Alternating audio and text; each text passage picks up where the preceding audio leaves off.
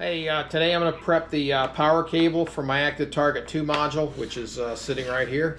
Hopefully you can see that. Oh, there you go. Okay, so this power cable is pretty much, it's the exact same one as an Active Target 1 module, except that the blue wire is now utilized. The blue wire is a sync wire, or synchronization wire, okay? And what it allows you to do is synchronize the two Active Target 2 modules together.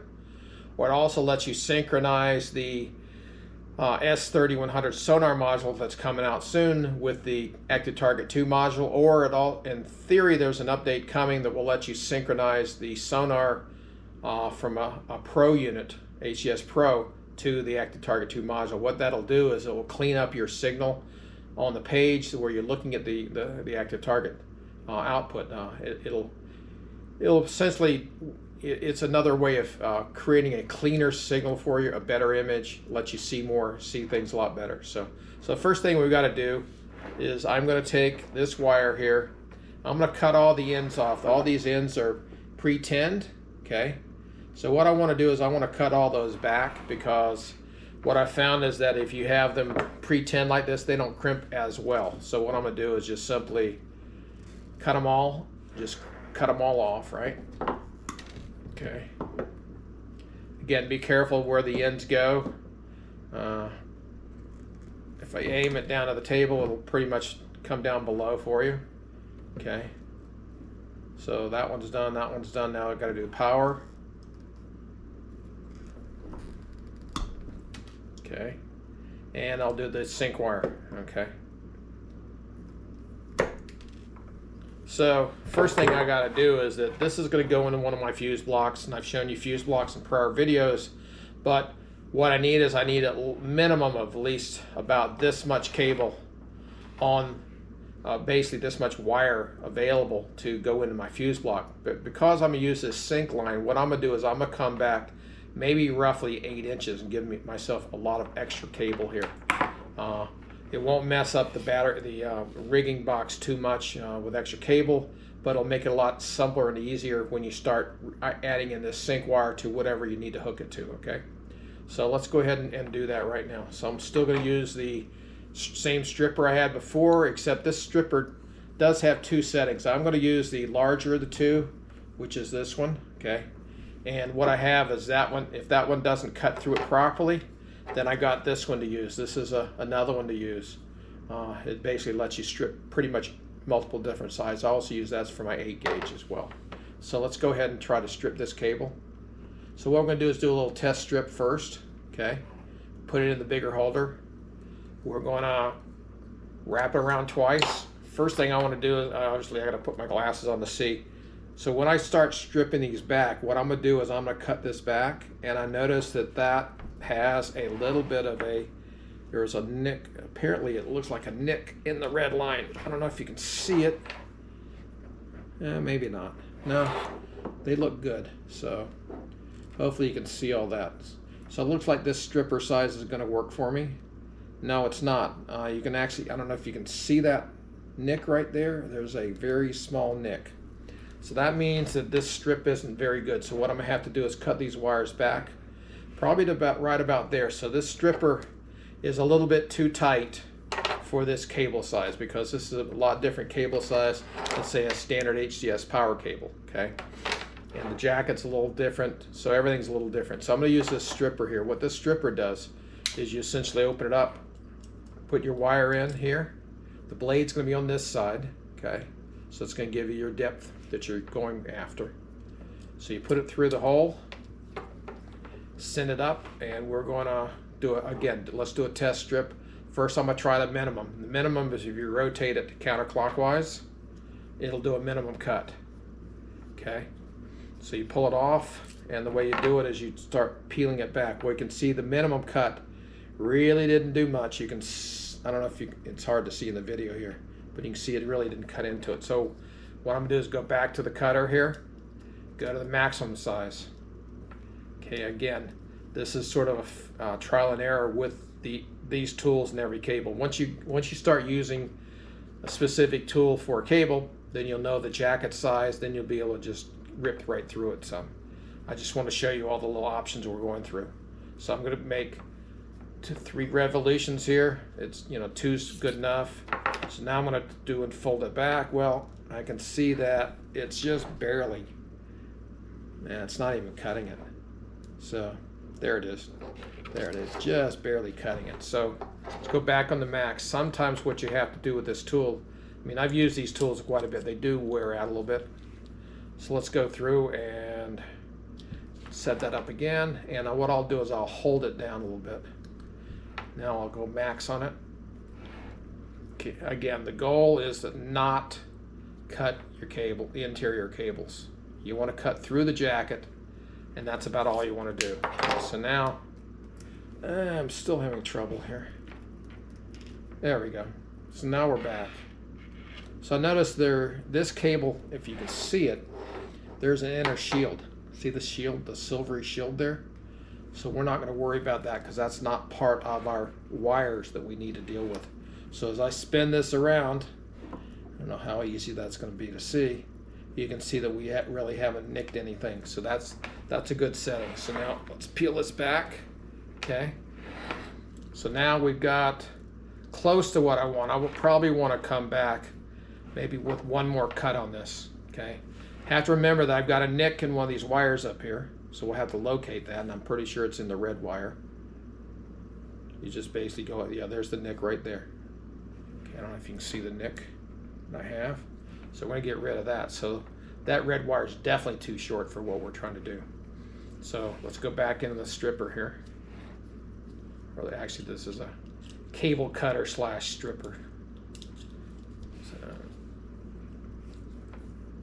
again, I got this on Amazon. That's forget the brand name. Jonard Tools. It's a CST 11. Okay. It also works, like I say, for 8 gauge. Works for some of the other cables you have to strip.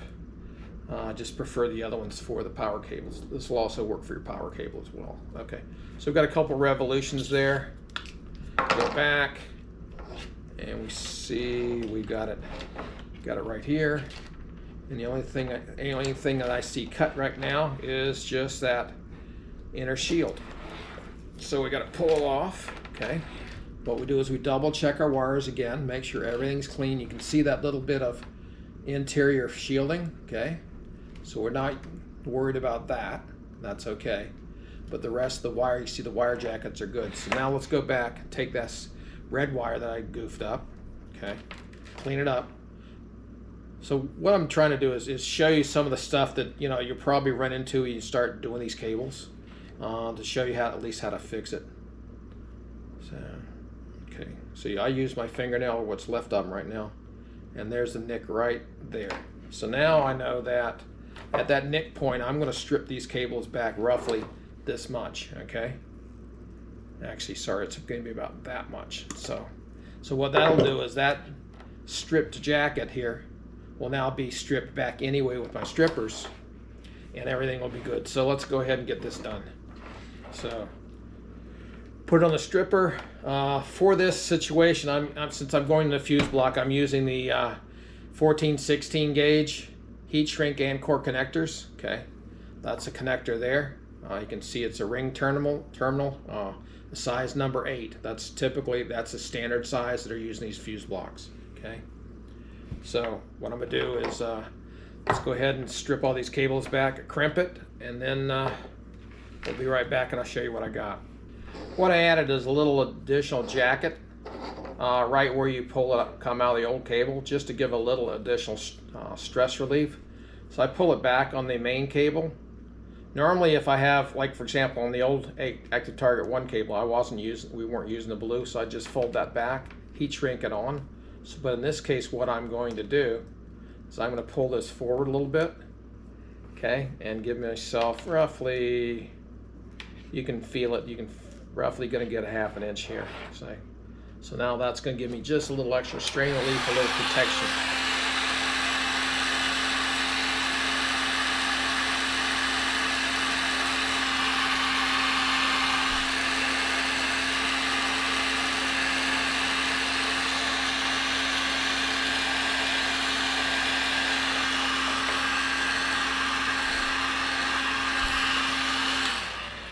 Okay. All right. So for this active target power cable, okay, I am using a solid state relay.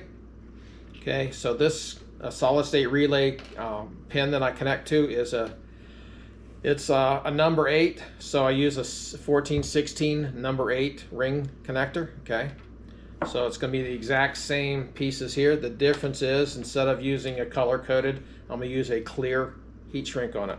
That way I know this is the yellow wire. Okay, again, try to make it simple. All right, so pretty much the active target 1 connections are made. This power, ground, and the wake up wire, the yellow wire. Okay, now I've got to deal with the blue wire. Since I've already prepared this power cable here, which is for my Pro unit that's going to go on my bow unit, okay, I already have a connector here ready for this blue wire. Okay, so what I want to do is, because I'm not sure when that update is coming out or what the effect is with the active target module is, if I have them connected together, what will happen without the sync wire being turned on via software. What I'm going to do is I'm just going to take this blue cable. Okay, again, I want to make sure I can use it in the future, so all I'm going to do is roll it back a little bit. Actually, what I want to do is curl it a little bit. I actually prefer rolling stuff up rather than folding it in tight circles, because what will happen is that you'll end up possibly breaking the wire. So I'll just put a couple tie wraps on this. But what I've made sure I did, and I see something I want to fix on this, I'll show you in a moment, is to try that over again. So let's go ahead and fix that. You see there's a little bit of metal sticking out of that blue wire? I want to trim it all the way back. Okay, so there's nothing coming out. So that looks a little bit better. So this one goes and loops, and it looks like the way to do it, if I do one tie wrap right there, might have a chance of actually getting this done right. So we'll tie wrap it like that. Or zip tie, sorry. Tie wraps I've been using tie wraps since I was in college, so it obviously has been a while, and that was the name back then. Now it seems like zip ties, people are more in tune with what that is really. So okay, so let me tighten that up.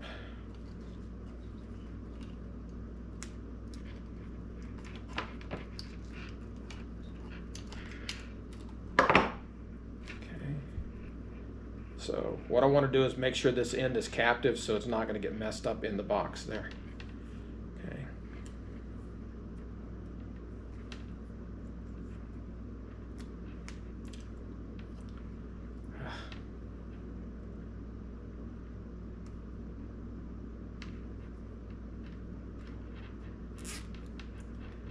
Again, I'm just cinching these wires up because I know that at some point I'm going to cut these tie wraps off here.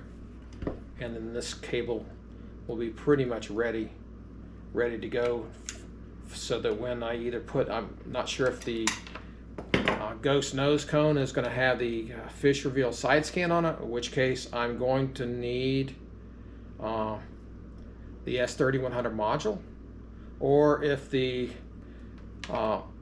software update is coming to allow me to use the sync cable so that I can sync off the yellow to the blue cable to the active target module, active target 2 module, not active target 1, but active target 2. Okay, so there you have it. There's the cable all ready to go on the boat. So the plans is that I go down to the dealer, I pull out the old active target module and pull the old power cable, and that way I can sell the other one as is.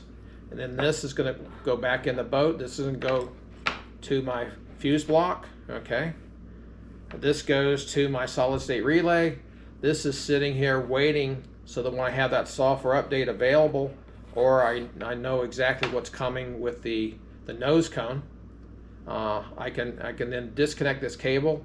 If it's not ever going to be used, it's out of the way. It's not perfect, but what I can do then at that point, if I know that update's never coming, I can just simply tie wrap this back to the cable and really get it completely out of the way. Okay, so there you have it. There's an active target 2 module cable. power cable all ready to go on the boat. It will go on the boat probably this Friday when I get down to North Carolina where my boat is sitting, so I can pull the bow apart, put my 2 Pro units on there, take the old Active Target 1 module off, put the new one in, and then take it to Lake Erie later in the week and give it a shot and see how it's going. Okay? All right, thanks. Appreciate it. Well, I thought that was it, but apparently not. I like to label cables, okay? And I'm trying some new cables, and I found out that these are clear, so I shouldn't have printed in this lower section. But what it does is it lets me print on with my laser printer. All these red ones I'm using color coding for power cables, okay? So now what I've got is I got AT power. So this is an AT power cable. What I want to do is I want to label this at both ends, okay? That way if I look near my fuse panel, I find this one with this red cable, I say, okay, I know that's a power cable, but I also know that's an AT cable. So what I'm gonna do is pull this off the piece here, if I can get it off. There we go, okay. And it looks like the way, again, these are brand new cables for me. had been using tags. The tags are nice. Problem is that they, sometimes if you didn't get them on there right, they didn't fold very well. And they also would, at some point, break off on you. So now I'll just simply roll that on there. Now this clear cover completely covers up the label you just printed. And now you can look at this and say, okay, I know that's an AT cable. Unfortunately, I should not have. If you get these labels, these are from Amazon, don't print in this region here. When I looked at these sheets initially, I couldn't tell if that was clear or solid like this is, but that's definitely clear. So you want to keep this section clear and only print on this section, okay? So let's do the top end of the cable. Okay, so I did the bottom end.